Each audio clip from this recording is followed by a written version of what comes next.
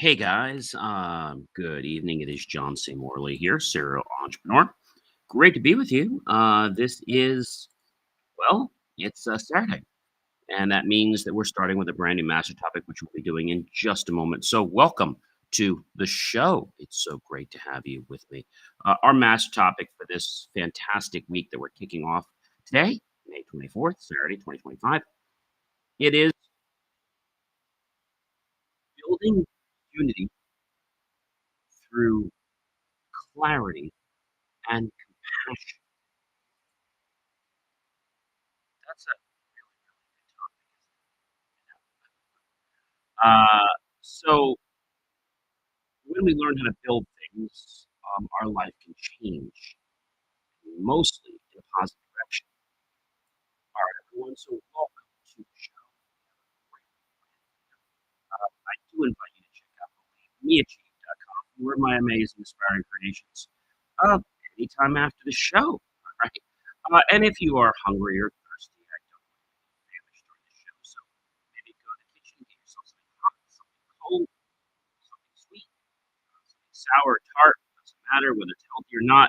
Just go ahead and get that and head on back to our show. All right, everyone, welcome, welcome, welcome. If you don't know who I am by now, I am John C. Syrup North. I'm not a podcast host, but I'm also a podcast coach. And it is my privilege and my pleasure, ladies and gentlemen, to be with you here on Inspirations. All right.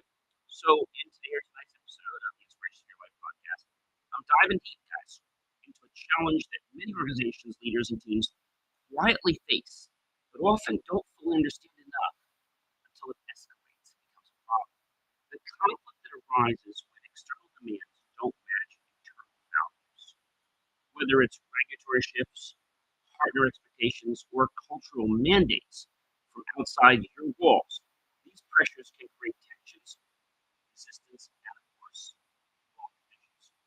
But what if you could navigate these moments with clarity, emotional intelligence, and purpose? Well, that's what we're going to do here tonight. I'm going to unpack 10 key areas where conflict can arise, oftentimes does, and discover how to turn this friction into fuel for transformation. All right, let's kick this off, everyone. Number one, misalignment between internal values and external mandates. Internal, uh, let's say, values clash with external requirements and often feels like being pulled into two different directions. Your organization's culture may be rooted in collaboration, empowerment, or innovation, yet the external demands may call for rigid compliance or standardized procedures. This misalignment, everyone, creates not only confusion but also a sense of betrayal for employees who bought into a shared vision for a long time. Bridging this gap requires dialogue, and a conscious effort to preserve what makes your culture unique while adapting responsibility to outside forces. I know that sounds hard, but really, ladies and gentlemen, transparency is the key to a lot of these. And if you don't have communication, well, all you have is a false facade, right? You really don't have integrity. Number two, lack of clarity on required practices. Nothing breeds more contempt and conflict faster than any ambiguity. When teams don't fully understand what's expected of them or why frustration festers, well, it's because of miscommunication about the what, the how, and the why, and behind new practices. So, clear documentation, regular Q&A, questions and answers, forms, and visual workflows can help demystify expectations and reduce the emotional charge around change. Clarity is more than logistics; it's empowerment. And so, maybe you have some people on your team that are auditory learners. Make sure you talk to them. Maybe you have some visual learners. Make sure you have something they can see. Maybe you have some people that just need to feel it and be part of the process. Make sure there's examples so they can actually get into the process. Have a little bit of everything. This way, you're going to get all those learners. And I think, you know, change is something that no one really accepts 100% because they're fearful of, what they're going to say or what they're going to do. And you're just wondering right, guys? Perceived loss of autonomy or control. One of the most triggering aspects of external mandates is the feeling of losing control. We've all been there, right? Whether it's managers who feel sidelined or teams whose daily workflow changes overnight. The sense of being done to rather than included can be demoralizing. Let's face it, leadership must recognize that autonomy is a critical driver of motivation. The more involved people in interpreting and applying external guidelines, the more likely they are to adopt with their own ownership. You see, many leaders want to get people on board, but they do it in such a below the belt way that once the people find out, it's like, oh, I don't want to help you. I have no desire to help you after all. I mean, you, whatever. Me. I think that's reminds me of a story. You probably remember the Christmas Carol, where every year, Buddy would get a raise, and this year he was planning to do something special with his Christmas, putting in a new pool for his family. Back on Christmas Day, all we got was a voucher for an entry to the Jelly Bean of the Month Club.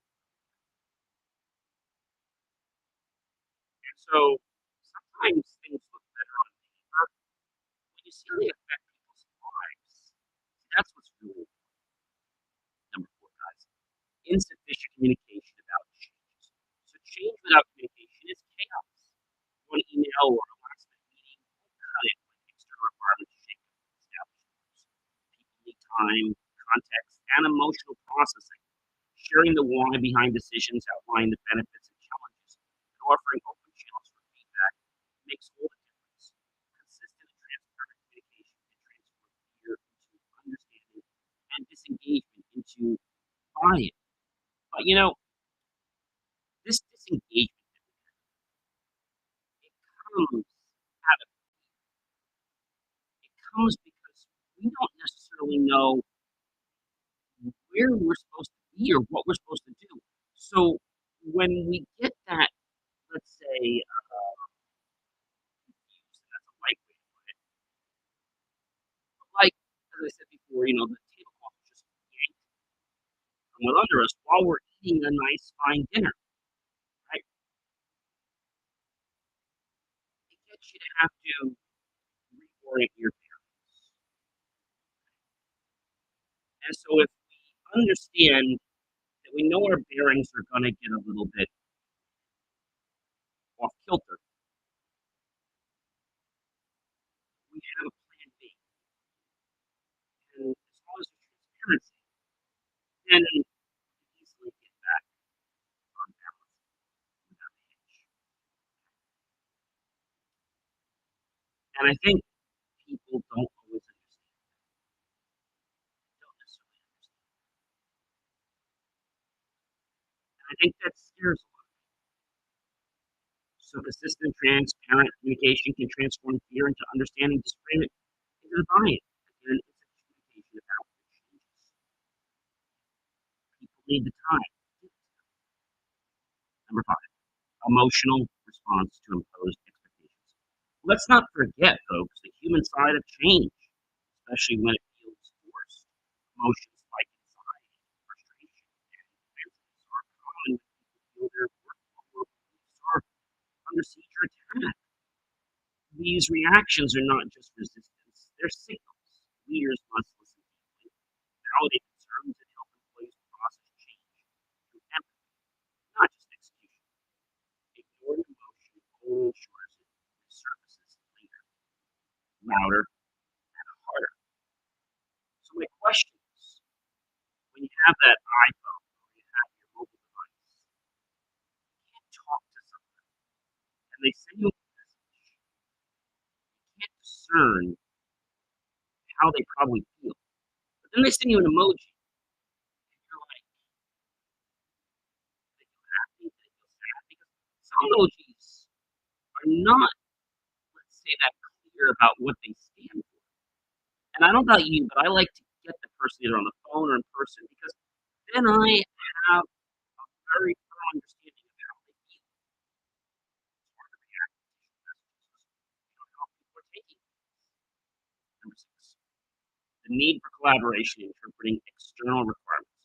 So external mandates don't always come with one size fits all. They require some interpretation, and that's where collaboration becomes crucial. Inviting input from cross-functional teams ensures that compliance doesn't come at the cost of practicality or morale. Diverse perspectives also create more innovative tailored solutions that meet both external and internal expectations. Interpretation should be a team sport, not a solo decision.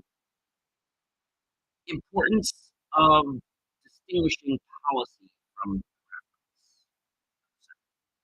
Sometimes what's presented as quote unquote non-negotiable is really just someone's preference wrapped in policy speak. When teams can't tell the difference, trust starts to erode, people start to quit. Clear labeling of what's mandated versus what's recommended helps reduce confusion and tension. It's also empowering for the employees to focus their energy where it truly matters. Clarity here respects both autonomy and accountability. Now, it's not just at school, it's also with your teachers. Whether you're in pre K, whether you're in high school, whether you're in college, or like myself, I'm back in college as a grad student, there has to be a level of respect and there has to be a give and take. And when we start to understand how clarity makes communication better, it also helps to remove that frustration. We all get frustrated, right? It happens. But it's how we choose to apply our reactions to that frustration that's going to affect our success and how other people perceive us. Ready for number eight? Okay.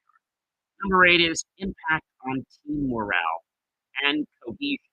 Now, that's a great word. Prolonged friction, unresolved conflicts can wear down the highest one, pit departments against each other, and breed toxicity, quote unquote, user versus them or us versus them mindset. It is so crucial when it comes to modern emotional undercurrents and address fractures early. Celebrating wins during transitions, encouraging peer support, and regrounding the team in shared purpose can help restore cohesion and a sense of beauty amidst change. And I think, I know I've been with it before where your friend or so-called friend or maybe someone you're working with, they throw you under the bus. Why? Because they made the mistake and they can't own up to what they did. So they'd rather lie and throw you under the bus because that's what they do. They never make mistakes. I said before, ladies and gentlemen, if you do make mistakes, you're never going to learn it. So you shouldn't be afraid or ashamed or embarrassed to make a mistake. It's actually overworking to doing better. I think that's really important. Number nine, guys, the role of leadership in mediating expectations. Strong leadership, everyone, is the bridge between external pressure and internal resilience. Leaders must become interpreters, advocates, and protectors of both compliance and culture. That means mediating expectations, setting realistic timelines, and being honest when tension arises. Leaders who model calm, courage, and clarity set the tone for the entire organization and determine whether conflict brings division or drives growth. You know, a lot of times we get conflict, but that conflict has the power to basically catapult us to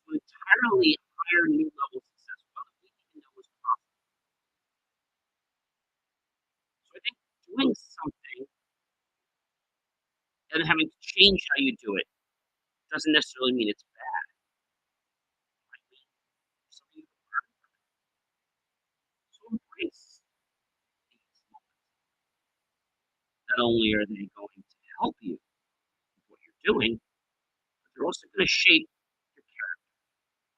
They're going to build resilience. Number 10, guys, our last point. Opportunity to align external needs with internal culture. Every conflict contains the seed of opportunity. External mandates, while often inconvenient, can actually serve as catalysts, as I said, for reflection, realignment, and innovation. When organizations consciously align outside expectations with their values, rather than resisting or blindly conforming, they emerge stronger. And this is your chance to evolve without losing your soul. So make the alignment intentional, not accidental. I know so many people that just kind of get there, but they don't actually know why they're there. They just say, well, I'm here, I might as well just do it. So you gotta be purposeful and intentional. We've talked about that many times. This is the part of the program where I'm going to give you basically a personal lesson about me for each one. And I'm hoping that this will solidify what I'm talking about. This will give you a marker to how you can traverse your life. Because if you're just smooth sailing, you're never going to learn anything. Life is about experiences. Life is meant to be lived. Life, guys, is about the joy of learning. So if you're trying to shirk learning or short step these things, you know what's going to happen? You're going to miss the lessons the universe. You know what else is going to happen? The universe is going to keep repeating those lessons over and over again until you get it. Misalignment between internal values and external mandates. I remember a time when the organization I was working with expected us to follow a process that completely conflicted with the collaborative culture I built within my team. I could feel the tension rise as my team hesitated to embrace what felt like a contradiction to our values. That experience taught me that before reacting, I needed to pause and create space for dialogue. One where we could preserve our values while carefully adapting to outside realities. It wasn't about choosing one or the other. It was about building a respectful bridge between them. And we finally did that. That allowed us to keep our integrity. And we had our boundaries of where we would go and where we wouldn't go. And that made my team very strong because I wasn't trying to get them to sell out. Number two, lack of clarity on required practices. Years ago, I rolled out a new process after a shift in regulations, but I didn't communicate the specifics well. I assumed the team would just figure it out. Minimal guidance. No, that was a big mistake. The resulting confusion led to inefficiencies and frustrations and numerous hours of lost work. I learned that my job wasn't just to share what, but to explain the why and the how. I always make sure my team has the tools, visuals, and explanations they need before we implement any changes. And I always try to give them a heads up to what's happening so it's not number three, perceived loss of autonomy. There was a project outside of our directives that left my team feeling powerless. I watched their motivation decline like butter melting in the hot sun, and they felt steamrolled by the decisions made without them. It was a turning point, and I realized that involving people early speeds up adoption. Gets their buy. Since then, I make an effort to invite feedback and co-create action plans. Whenever we're facing external changes, empowerment fuels commitment. My team is much more supportive of it. Number four, insufficient communication about changes. In the past, I once sent out a single email about a big operational shift thinking it would reduce price. found myself managing a flood of questions and pushback and a plethora of emails. That misstep reinforced the importance of player communication, emails, town halls, Q&As, and check-ins. People don't resist change because they're difficult. They resist because they're uninformed, not heard, and they're scared about not knowing. Now, I overcommunicate, and the results are night and day. And the team is happy to have more information because now they know where they stand. They know what I expect. Emotional responses to imposed expectations.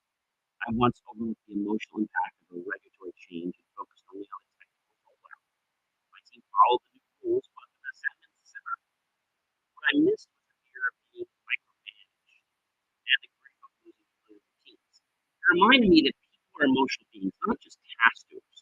Since then, I always leave room for emotional processing. Acknowledging emotions doesn't slow down the process or the progress is stabilized. And I think when you put trust in whether it's your friends, whether it's your coworkers, your teams, your managers, I think when you put that expectation out that you expect and you know they're going to do good, you usually do. It's very rare that I've been let down. So expect it. It'll be more reality. People respond. Others even better. Number six, the need for collaboration in interpreting external requirements. I remember when we received a new compliance guideline that seemed like a total disruption. Rather than decide alone, I brought together a task force from different departments. What came out of that room wasn't just a solution, it was a smarter, more flexible system that honored the guideline in our culture. The experience reinforced that great interpretations are born out of diverse voices together, not from one person in a siloed community. Number seven, guys, the importance of distinguishing policy and preference. At one point, I mistakenly treated a consultant's suggestion as law and nearly overhauled a working system. It wasn't until I questioned it further that I realized it was just a strong preference, not a requirement. The situation taught me that the critical skill of separating must-dos from nice-to-haves is different. Now I always ask for source documents to clarify intent and help my team focus on what really matters. It protects morale and preserves our energy for the big stuff. This person that I hired to come in had this big notion of billing us so much money, changing everything, and just ripping out the tablecloth from our fine dining dinner. And I sat down and I realized what he was doing, and it really wasn't doing anything that was good for our company. He was just trying to create a bill for himself. And that meant something to me. That really meant something to me. And it was my team that brought it to my attention. And for that, today I'm determined. Number eight, the impact on team morale and cohesion. After a series of abrupt changes, I saw my once energized team turn into factions, each blaming the other for delays. I knew I hit a pause, and I gathered the team to let everyone voice their frustrations and remind us of our common purpose. Slowly, morale began to rebuild. That moment taught me that morale isn't a background metric; it's a leading indicator for organization's health. Cohesion needs constant attention.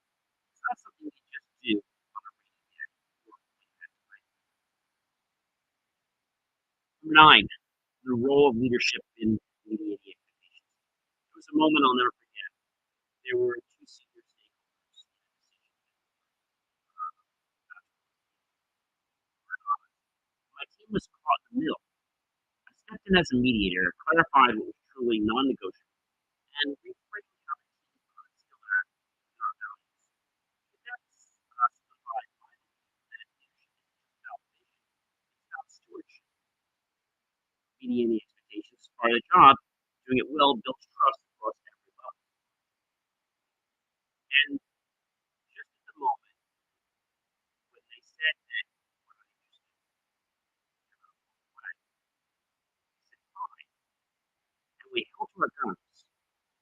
that they were just plugged. Believe that they weren't. We weren't going to be sacrificed or made an example of just because they're trying to give us more money. We're better than that. That's important. That things for the right reasons, right goals, right truth. Our last point comes to us from opportunity to align external needs with internal culture. One of my most rewarding experiences was turning a government mandate into a growth opportunity.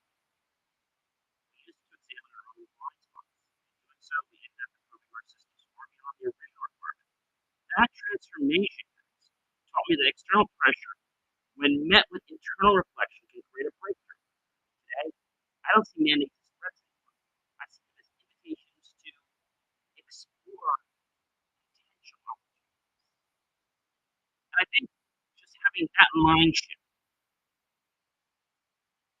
has made me and my team so much more successful.